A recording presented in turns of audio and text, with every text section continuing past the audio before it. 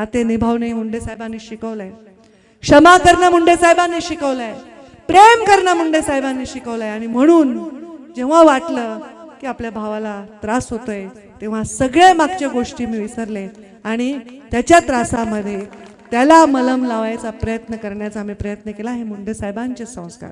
नमस्कार. झोप आली नाही ना? भूक लागली का? पण मला लागली त्याचं काय? तुम्ही असंच लेकीला बोलवता, उपाशीच पाठवता. खाऊ घालताल ना. धनुभाऊचा आहे वेगळा कार्यक्रम आहे, माझा वेगळा आहे. माझं उगा आपलं पिठलं भाकरी वगैरे आहे, कळलं ना? आज इतका सुंदर दिवस होता. आमचे आपल्या सगळ्यांचे श्रद्धास्थान, माझ्या जीवनामधला एक साक्षात आशीर्वाद आपल्या भगवान बाबांच्या पुण्यस्मरणाच्या दिवशी आपल्या सगळ्यांच्या हृदयावर ज्यांनी एक भारूड घातलेला आहे, ज्यांनी पाहिलंही नाही मुंडे साहेबांना, असे जास्त लोक या सभेत उपस्थित आहेत. तरुण मुलं उपस्थित आहेत, तरुण मुली उपस्थित आहेत. या सगळ्यांच्या हृदयावर भारूड घालणाऱ्या, आपल्यासाठी एक दैवताचं स्थान मिळवणाऱ्या मुंडे साहेबांच्या पुतळ्याचं अनावरणाचा कार्यक्रम. किती सुंदर संगम आहे सांगा.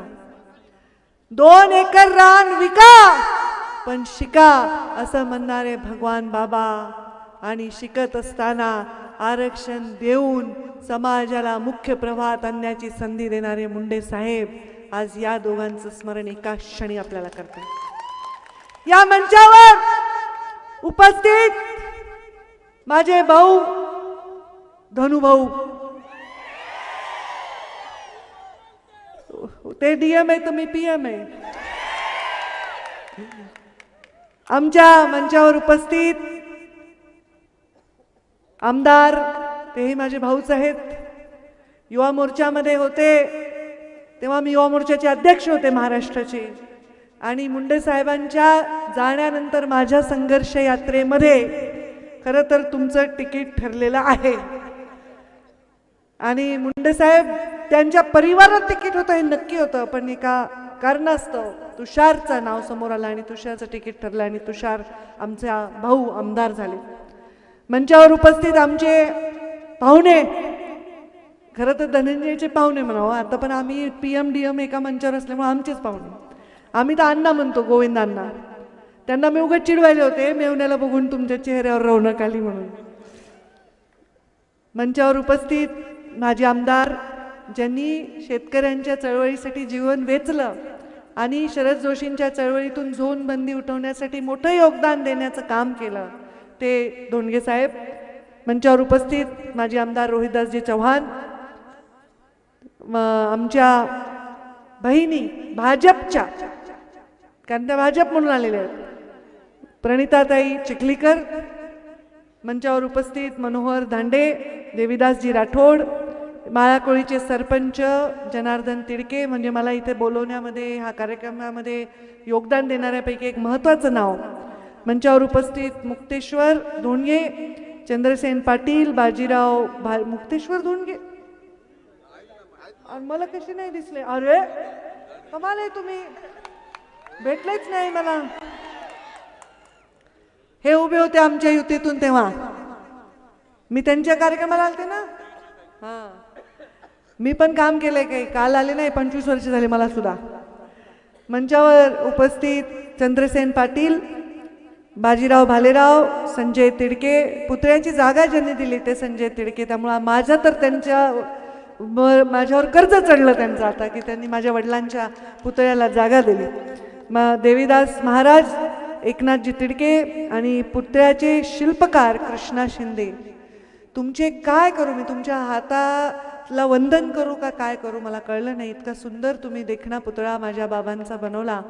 मी मुंडे साहेबांच्या त्या पुतळ्याचा हात पकडून थोड्या वेळ उभे होते. आता मी कसं सांगू तुम्हाला की मला काय वाटतं या दिवशी. माझ्या जीवनामध्ये मुंडे साहेबांच्या जाण्यानंतर त्यांच्या अंतिम संस्काराच्या दिवशी मी शपथ खाल्ली होती की गोपीनाथ मुंडे हे नाव मी जगाला कधीही विसरू देणार नाही.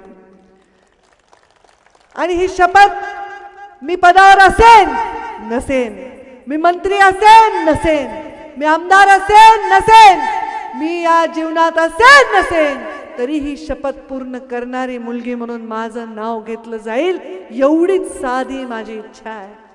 अहो, या देशामध्ये मोठे मोठे नेते झाले, प्रधानमंत्र्यापर्यंत झाले, स्वतः प्रधानमंत्री झाले, पण आपल्या वडिलांचं स्मारक बांधणारी मुलगी झाली नाही.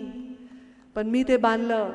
गोविंदांना माहिती आपण किती तेव्हा चळवळ केली होती. एक वीट गोपीनाथ गडासाठी ऊस तोडणाऱ्या माणसांनी, माळाकोळीच्या या गरीब माणसांनी प्रत्येकाने एकच विटेचा पैसा दिला, एकच विटेचा, आणि भव्य गोपीनाथ गड उभा राहिला. पण ते स्मारक बांधण्याचं खरं कारण काय होतं, तर या स्मारकावर नतमस्तक होणारा, मुंडे साहेबांवर प्रेम करणारा माणूस, त्याला जायला ते ठिकाण आहे हक्काचं. त्याची मालक पंकजा मुंडे नाही, त्याची बालक मुंडे परिवारातला कोणी, प्रीतम मुंडे नाही, यशस्वी मुंडे नाही, धनंजय मुंडे नाही, कोणी नाही आहे. त्या स्मारकाचे मालक तुम्ही आहेत. एकही रुपया मी ना सरकारचा घेतला ना कुणाचा घेतला. तुमच्या घामाच्या एका विटेतून प्रत्येकाची एक वीट निर्माण करून ते स्मारक झालं. पण आज माळाकोळीच्या या स्मारकासमोर मला गोपीनाथगड सुद्धा लहान वाटतोय, कारण एक तप झालं. 12 दिवस आपण सुतक पाळतो, तेरावा करतो, गोड जेवण करतो, मग माणसाला आठवण राहत नाही. अशा जमान्यामध्ये 12 वर्ष एका नेत्याला जाऊन सुद्धा अजूनही त्याचं स्मारक उभं राहतंय. बरं झालं या स्मारकाला 12 वर्ष लागली. बरं झालं. कुणी म्हणलं 12 वर्ष झाले, एक तप झाले, वाट बघावी लागली. अरे 12 वर्ष होऊनही अजूनही मुंडे साहेबांचा पुतळा उभा राहतोय, स्मारक उभा राहतोय. माझ्या कातड्याचे जोडे जरी मी केले ना आणि तुमच्या पायात घातले तरीही हे ऋण फिटणार नाही, फिटणार नाही हे ऋण. मुंडे साहेब मंत्री झाले होते देशामध्ये आणि त्यांच्या सत्कारची तयारी करायची जबाबदारी माझ्याकडे होती. मी त्यांना 10 म्हणले, नको बाबा, भरपूर तयारी करायची, आपण नंतरच्या तारखेत करू. नाही म्हणे, मला 3 तारखेलाच सत्कार, 3 तारखेलाच सत्कार करायचा. बघा काळ आल्यावर माणसाचं कसं होतंय. आम्ही म्हणत होतो नको, आमची तयारी होणार नाही, आम्हाला जंगी करायचंय. 14 वर्षानंतर वनवास पिटलाय, मुंडे साहेब मंत्री झाले, पण त्यांना काळाने बोलवून घेतलं. आणि असं कधी झालंय कुठल्या राजकारणात, जीवनात तुम्ही बघितलंय? मोठ्या मोठ्या नेत्यांचा मृत्यू झालाय, कोणाला हत्या झाली आहे, काय काय झालंय, पण तुम्ही हे पाहिले का कधी की ज्या दिवशी सत्कार असतो त्या दिवशी एखाद्याला सरणावर जावं लागतं? पाहिले कधी? कधीही इतिहासात अशी कधीही घटना घडली नाहीये. मला नेहमी वाटतं की माझे बाबा हे माझ्यासाठी खूप प्रिय होते, पण त्यांच्यामध्ये भगवान बाबांचा आशीर्वाद आणि ईश्वराचा अंश होता. कारण असं एक्झिट कोणालाही मिळत नाही. म्हणून एक शेर मारते, भावाने नाही मारला म्हणून मी सांगते. जिंदगी में कुछ इस तरह निभाया अपना किरदार, जिंदगी में कुछ इस तरह निभाया अपना किरदार, पर्दा गिर चुका है, तालियां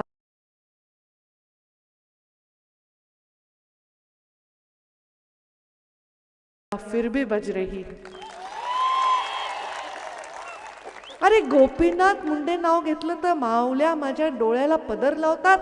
म्हातारा एखादा शेतकरी पागोटा बांधलेला, त्याचे खोल गेलेले आजारी मृत्यूची वाट पाहणारे डोळे सुद्धा पाणावतात.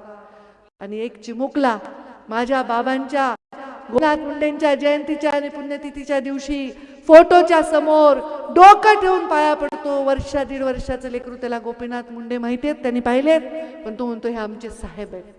साहेब एकाच शब्द, ते म्हणजे मुंडे साहेब. अरे ताई साहेब हे नाव मला कळलं, कारण मुंडे साहेब तेव्हा आम्ही वेगळे होतो ना, एक नव्हतो. मग साहेब कुणाला म्हणायचं आम्ही आता? मग माझ्या कार्यकर्त्यांनी ठरवलं, आरटीजी आज हयात नाही, त्यांनी ठरवलं ताई आम्ही तुम्हाला ताई साहेब म्हणणार. ताई साहेब म्हणणं भार आहे माझ्या डोक्यावर. मुंडे साहेबांचं जीवन हे संघर्षमय होतं, पण त्यांचा संघर्ष हा तपश्चर्या होता. त्यांचा संघर्ष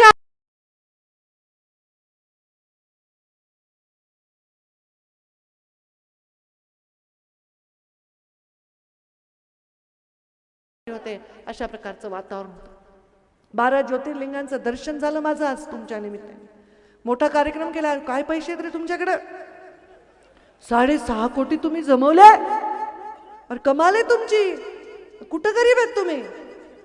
तुम्हाला माहिती आहे काय कथा आहे, शंकराचार्य जेव्हा भिक्षा मागूनच खायचे, तर ते भिक्षा मागायला प्रत्येकाच्या घरी जायचे, तर त्यांना भिक्षा नाही मिळाली. एक दिवशी एका गरीबाच्या झोपडीत गेले. एका बाईनी त्याच्या घरी फक्त एक तांदळाचा दाणा होता, तो तांदळाचा दाणा काढून त्यांना दिला.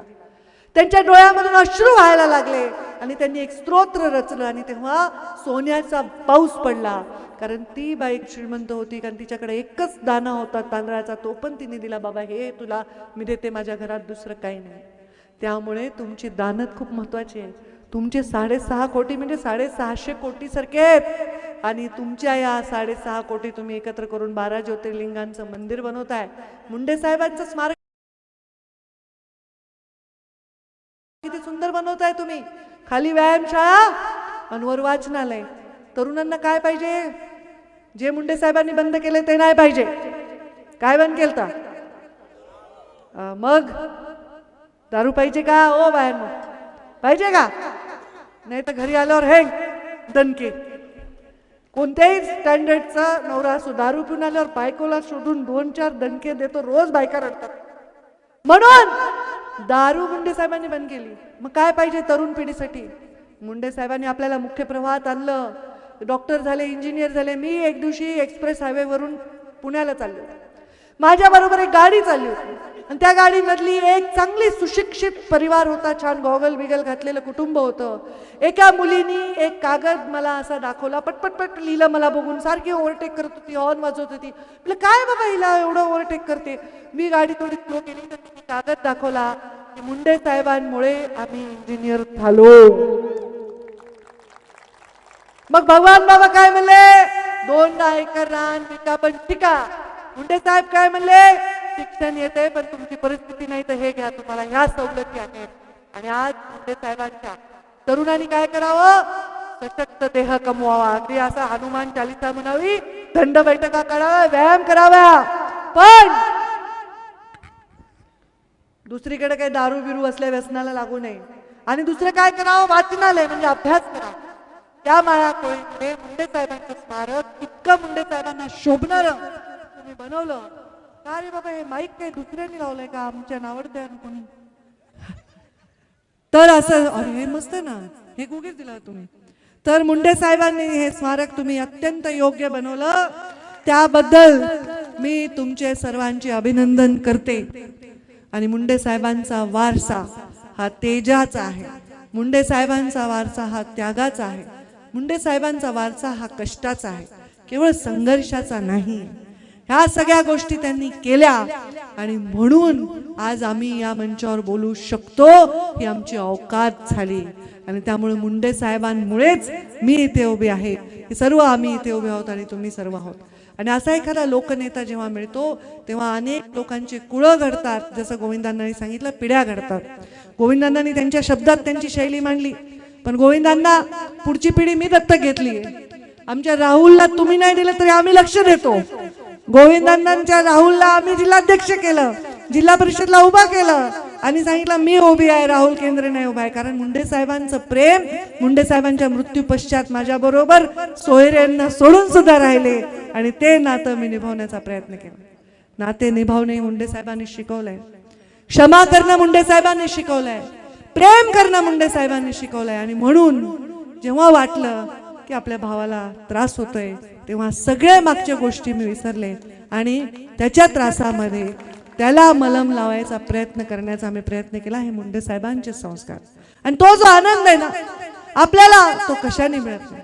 आणि कधीही जी मूठ असते ती मूठ मोठी असते, हे वज्र मूठ आहे. ह्या सगळ्या बोटांना वेगवेगळं करा आणि सांगा बरं, कुठंतरी एखाद्याला मारून बघा बरं, चापट लागेल, लाल होईल गाल. पण जर अशी मूठ घेतली आणि एक बुक्का, मी पण कमी नाही, एक बुक्का मारला तर समोरच्याचं तोंडच फुटून जातं. ही शक्ती आहे. आणि तोंड फोडण्यासाठी नाही बरं का, लढण्यासाठी आहे. संघर्ष करणं म्हणजे काय, केवळ संघर्ष नाही करायचा आहे, संघर्ष करून उज्ज्वल भविष्य बनवायचं आहे. समाजातील तळागाळातील मागासलेल्या सर्व लोकांचं जात पात धर्म मुंडे साहेबांनी कधीच मानला नाही. मुंडे साहेबांच्या नंतर हार्ट अटॅक येऊन पहिला माणूस मेला त्या न्यूजमुळे तो एक मुसलमान होता. मुंडे साहेबांवर प्रेम करणाऱ्या माणसाला कुठली जात नव्हती आणि मुंडे साहेबांनी कुठली जात आम्हाला शिकवली नाही.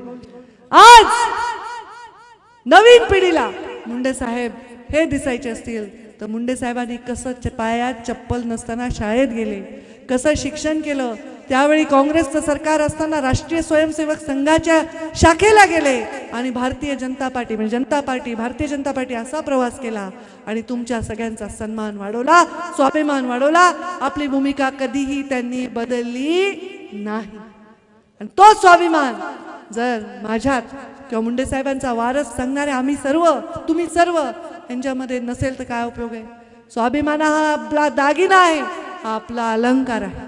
थोडे कष्ट थोडे संघर्ष पडतो. मला वाईट वाटतं रे कधी कधी राजकीय परिस्थितीमध्ये मला खूप वाईट वाटतं की जे प्रेम करणारे लोक आहेत त्यांच्यावर जे वेळ येते त्याच्याबद्दल मला खूप वाईट वाटतं. खूप वाटतं की करावं पण मी संयम हे पण मुंडे साहेबांनी शिकवलंय आणि म्हणून तुमच्यासाठी माझ्या जीवनातला प्रत्येक क्षण हा आहे गोपीनाथ मुंडेंच्या या सुंदर दिव्य पुतळ्याला साक्षीने मी वचन देते. माळाकोळीवर मुंडे साहेबांनी प्रेम केलं म्हणूनच माळाकोळीची पाण्याची योजना मी पूर्ण करू शकले कारण ते साहेबांनी वचन दिलेलं होतं. परळी एवढंच माळाकोळीवर मी प्रेम करते. उलट परळीवरचं प्रेम धनुभाऊला करू द्या, थोडं देऊन टाकलंय त्यांना परळी, आता मला माळाकोळीवर प्रेम करू द्या. त्यांना म्हणलं तुमचा मतदारसंघ तुम्ही प्रेम करा, मी माळाकोळीवर प्रेम करते. माळाकोळी परळीपेक्षाही कणभर जास्त आमच्यावर प्रेम करेल. मुंडे साहेबांवर प्रेम करणारा पश्चिम महाराष्ट्रात आहे, उत्तर महाराष्ट्रात आहे, विदर्भात आहे, कोकणात आहे, असा कुठेही माणूस नाहीये जो मुंडे साहेबांवर प्रेम करत नाही. आणि हे प्रेम जर मिळवायचं असेल तर आपलं जीवन तसं आपलं आचरण असलं पाहिजे. कुणाला नकही लागलं नाही पाहिजे, कुणाचं वाईट आपल्या हातून झालं नाही पाहिजे, कुणाचं जीवन उद्ध्वस्त झालं नाही पाहिजे. आपल्या हातून झालं पाहिजे ते केवळ आणि केवळ कल्याण.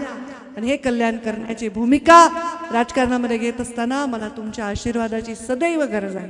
आज मंत्री आहे नाही आहे ह्यांनी काही फरक पडत नाही. मी नव्हते ना 5 वर्ष, कुठे जिवंतच आहे ना, मरून नाही गेले आहे ना. कशामुळं तुम्ही मला ताकद दिली, तुम्ही माझ्यावर प्रेम केलं, माझ्या एका हाकेवर दसऱ्याला आलात, माझ्या मुंडे साहेबांच्या गोपीनाथ गडावर आलात. केवळ तुम्हाला बघितलं ना तर मला वाटतं मी मंत्री झाले हा वेगळा विषय. तुम्हाला बघितलं अरे कोण एवढं पळते रे, किती तुम्ही पळलात रे आज त्या रॅलीमध्ये. लेकरं नुसते धूम पळायलेत गाडीच्या समोर, नुसते ह्या बाया बिचाऱ्या सगळ्या तिथे येऊन बघायला उंबरठ्यावर ताई कशा आहेत ताई कशा आहेत. गावात गेले होते मी दर्शनाला. अरे ह्या मला हळूच एक जण म्हणली मी तुमचे व्हिडिओ बघते, मी तुमच्यासाठीच व्हिडिओ करते हा माऊल्यांना, कारण तुम्ही काय यांच्यासारखे येत नाही मुंबईला वगैरे कुठे दसरा मिळाला गर्दीत. मग मला तुम्हाला बघायचं असेल आणि तुमच्याशी संबंध माझा एक नातं निर्माण करायचं असेल तर हे उत्तम मार्ग होता. आणि हे माझे व्हिडिओ तुम्ही बघता, दरवेळी कुठे गेले की सांगता ताई तुमची पूजा आम्हाला आवडते, आम्ही तुमचा व्हिडिओ बघतो ताई, आम्हाला तुम्ही बघतो. मग लहान लहान मुलं मेसेज करतात. एकाने तर मेसेज केला की ताई मला दोन्ही पाय नाही, मी तुमचे व्हिडिओ रोज बघते पण मला तुम्हाला भेटायची इच्छा आहे. हेच मुंडे साहेबांचं वचन पूर्ण करण्याचं लक्षण आहे. हे वचन सदैव आम्ही पूर्ण करत राहू, सदैव समाजाच्या वंचित पीडित घटकासाठी काम करत राहू. हा शब्द मी आमच्या सर्व परिवाराच्या आणि सर्व मंचावरील मुंडे परिवार म्हणजे त्याच्यात राठोड आले, केंद्रे आले, धोंडिया आले, सगळे आले, मुंडे साहेबांनी निर्माण केलेला हा सर्व परिवार, ह्याच्या वतीने मी तुम्हाला शब्द देते. आपल्याला जाता जाता मुंडे साहेबांनी जे वचन नेहमी बोलले तेच सांगते. मी थकणार नाही, मी रुकणार नाही, मी कुणासमोर कधीही झुकणार नाही, मी उठणार नाही, मी मातणार नाही, मी गोपीनाथ मुंडे यांच्या विचारांचा घेतलेला वसा कधीही टाकणार नाही. मग तुम्ही पण मला वचन देणार की नाही? थोडी मजा ठीक आहे, घोषणा बिष्णा शिट्ट्या फिट्ट्या सगळं ठीक आहे, पण मुंडे साहेबांना साजेसं जीवन जगा, कष्ट करा, स्वाभिमानांजीवर वचन आहे का? आहे का? बघू बरं कोणाकडे वचन द्यायची ताकद आहे, हात वर करा. संघर्ष म्हणायला सोपा आहे, जगायला सोपा नाही आहे. या संघर्षासाठी तुमच्या सर्वांचा हात वर झाला पाहिजे आणि माझ्याबरोबर तुम्ही मुंडे साहेबांच्या नावाने घोषणा दिली पाहिजे. अमर रहे, अमर रहे, अमर रहे, अमर रहे Munde to Sunday, Monday to Sunday, अशा घोषणा द्या जरा चांगल्या आणि गोजीरवाण्या. चला बाय, धन्यवाद. जय हिंद, जय महाराष्ट्र, जय भगवान.